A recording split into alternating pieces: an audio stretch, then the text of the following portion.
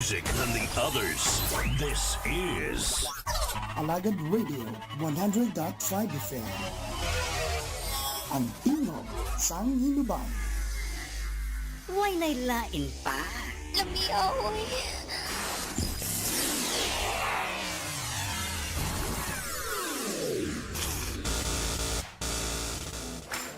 Oh man, that tune was so dope.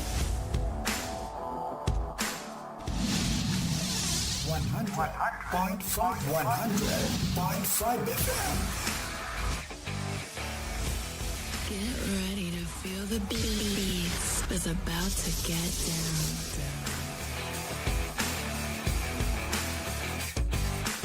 Listen up, baby. Ladies, let go of your man. You're listening to the ladies' favorite DJ. Bringing you the best in hip-hop and R&B. You're getting busy? Are you ready for something new and hot? This is 100.5 FM. Your Alagad Radio.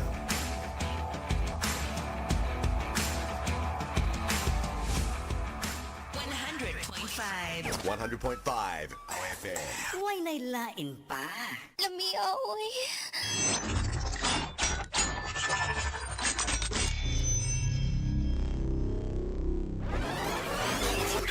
Present.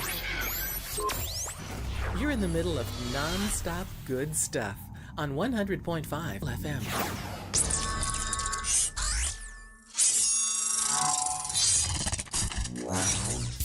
Wishing you a Merry Christmas from Music Radio Creative.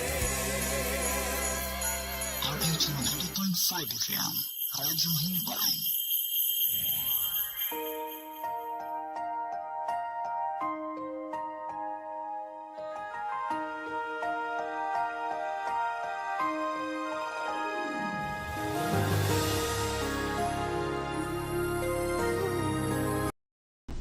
Abyan mayong aga dira sa imo kag welcome sa aton nga palatuntunan ang Ilonggo Daily Light from God's Word Radio Broadcast. Nagalin pa diri sa Bai City Fellowship Baptist Church ako si Pastor Ipafrasacar nga sa karon na pastor man sang Dumaguete City Cornerstone Baptist Church.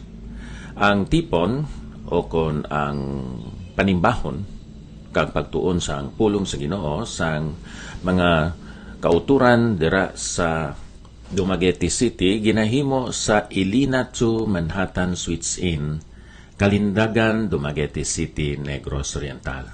Nagasugod alas 5 sa hapon, tubtob alas 7 kada Domingo. Busa akon ikaw ginaagda nga magpakigupod sa amon sa pagtuon sang pulong sang Ginoo kag sa pagsimba sa iya. Siyempre ginatawag nato nina sa espiritu kag sa kamatuoran. Karon sa aton nga pagpamalandong sang pulong sa Ginoo, akon ginadala sa Cebuano Daily Light ang 1 Peter chapter 2 verse 21, 22 and 23. Karon sa ikaduha nga bahin sa sining minsay nga nagatudlo nga si Kristo Jesus ang aton sufficiency, akon basahon ang nauna nga Pedro kapitulo 2 bersikulo 24. Nagasiling ang balaan kasulatan. Siya gid si Jesus ini. Nagdala sang aton mga sala sa iya lawas sa kahoy, agud nga kita mapatay sa sala kag magkabuhi sa pagkamatarong. Bangod sang iya mga pilas, nag-ayo kamo. Diyos nga balaan, amay namon salamat nga kami karon makatuon sa sini nga bersikulo, kabay nga mahangpa namon ang mga kamatuuran, leksyon, kag mga prinsipyo nga makuha sa sini nga bahin sang balaan kasulatan.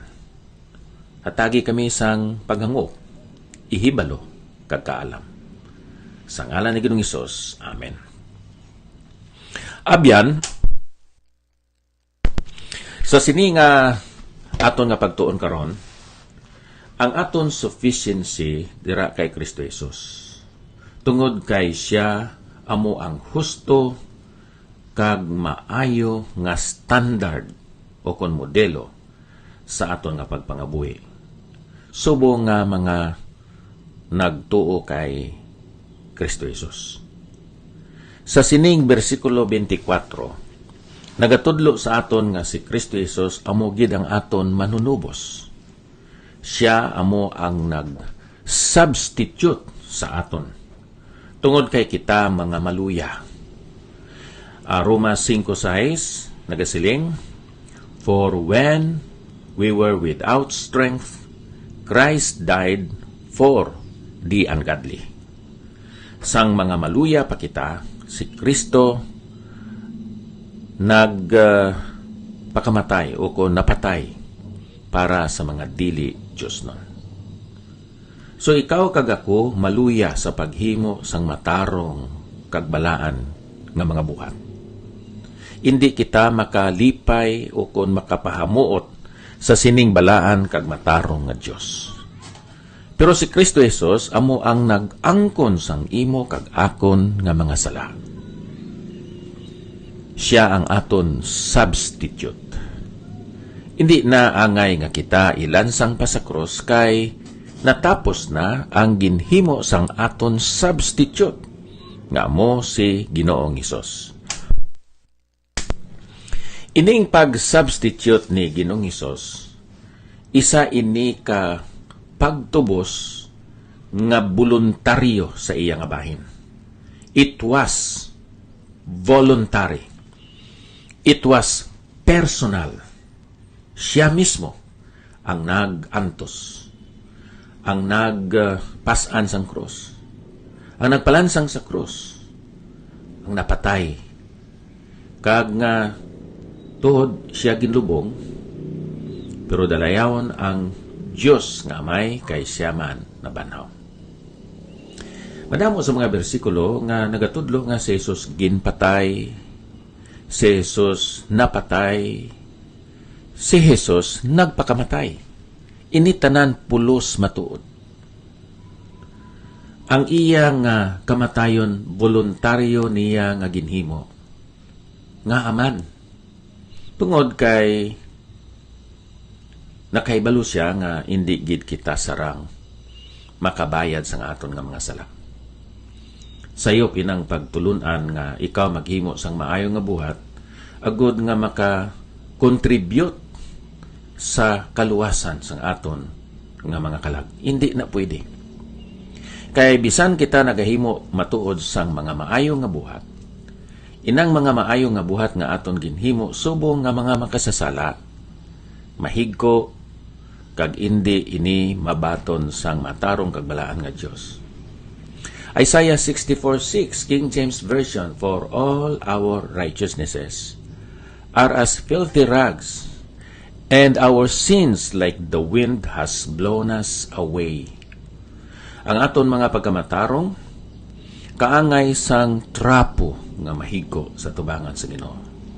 Kang aton nga mga sala kaangay sang hangin nagpalid sa aton, meaning nagpalid sa aton palayo sa sining matarong kag balaan nga Dios. Nakakita kamo sinang mga videos nga ang mga tao nga nagauyat sang payong kag sa kalit lang ginhuyop sila sang mabaskog nga hangin sang bagyo. Wala sila nakapanghawid kag nadalagid sila tungod man sang payong. Amoy inaabyan nga indi kita makapanghawid sa aton kaugalingong kusog, aton mga maayo nga buhat, ang aton kwarta, ang madamo nga o kung malapad nga kadutaan, hindi kita makapanghawid sina. Tungod kay kita mga maluya. Pero si Ginoong Hesus naghimo sinang pag-substitute niya sa voluntaryo, intentional, personal niya nga kabubuton.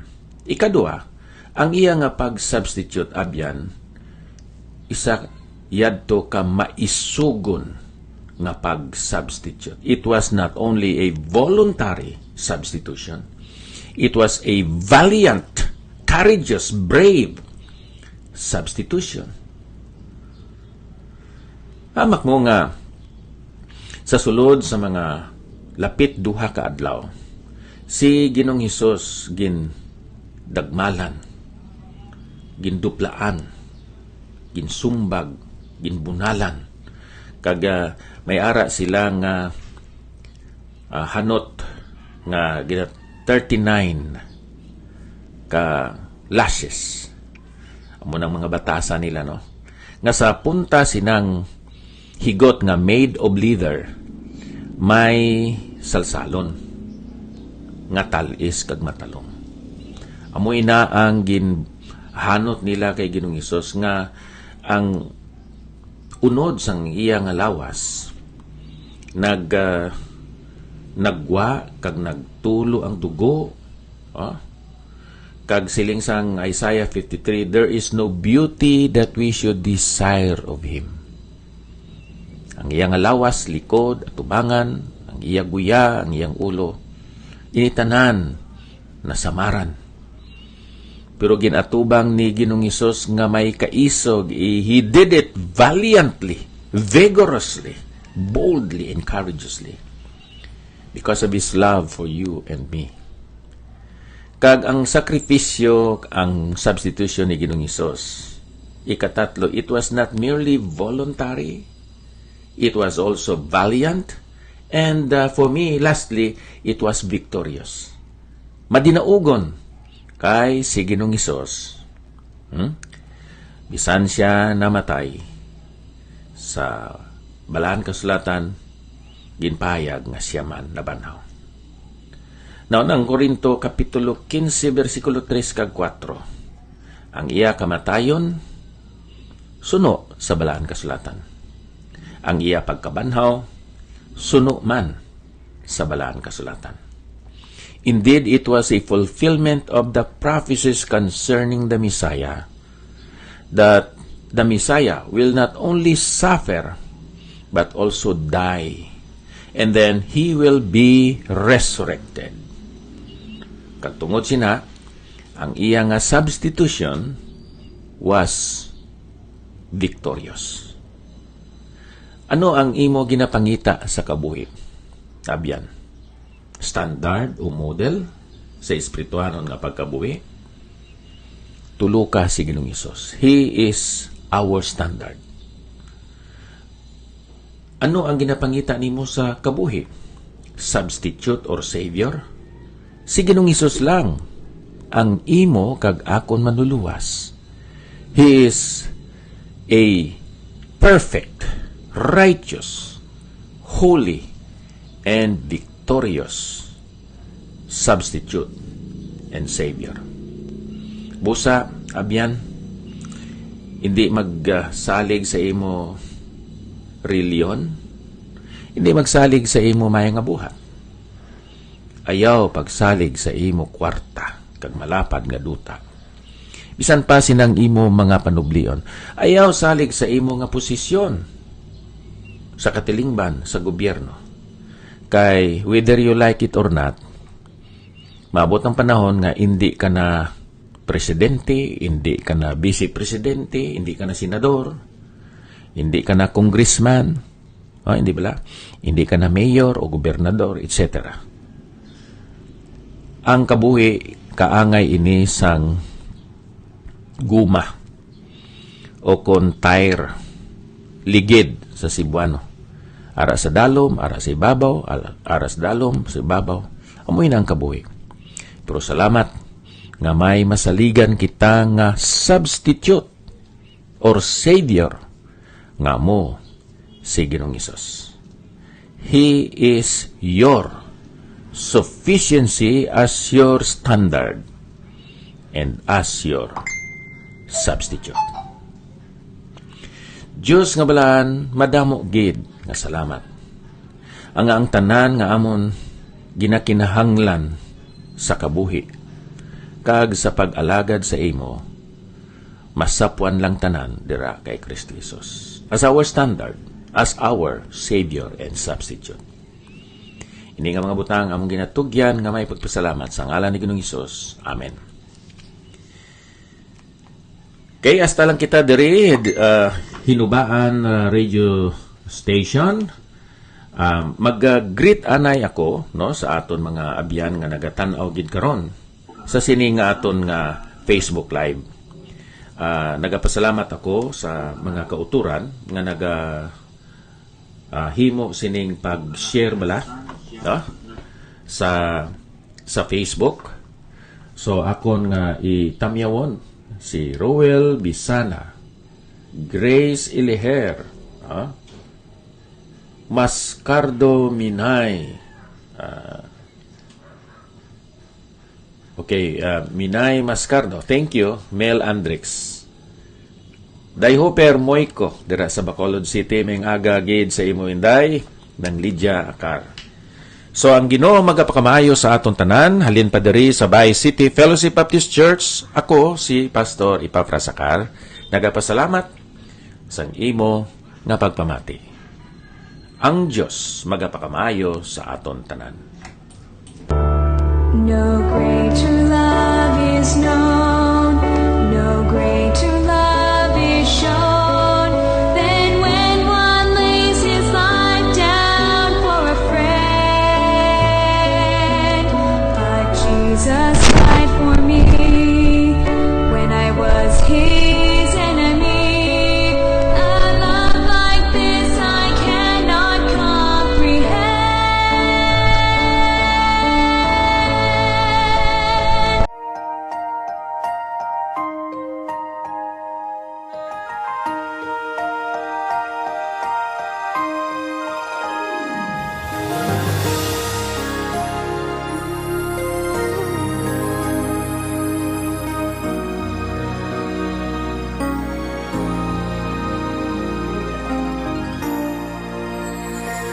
Give thanks with a grateful heart.